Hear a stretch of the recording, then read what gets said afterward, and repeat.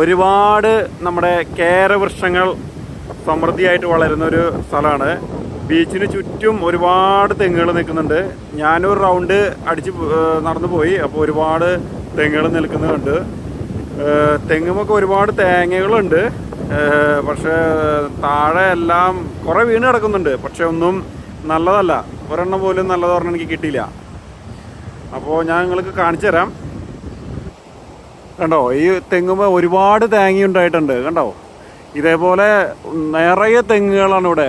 ആർക്കും വേണ്ടാതെ കിടക്കുന്ന കുറേ തേങ്ങ താഴെ വീണ് പോവാണ്.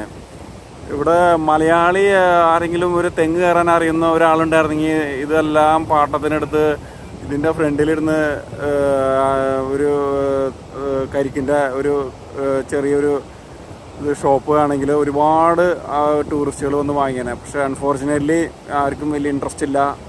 തെങ്ങ്